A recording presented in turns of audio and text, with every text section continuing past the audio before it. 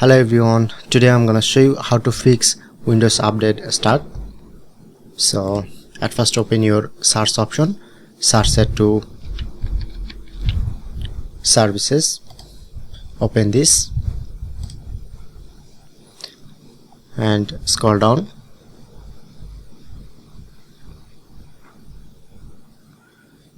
and you just find here to Windows Update. Press on double click,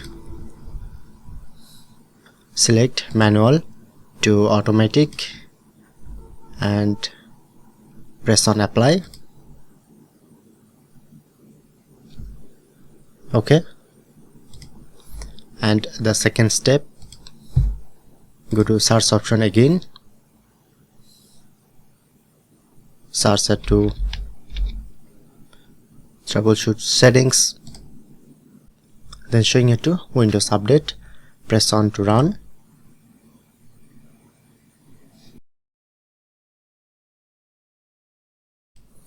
And that's it. So you just follow these tricks, then you get solution.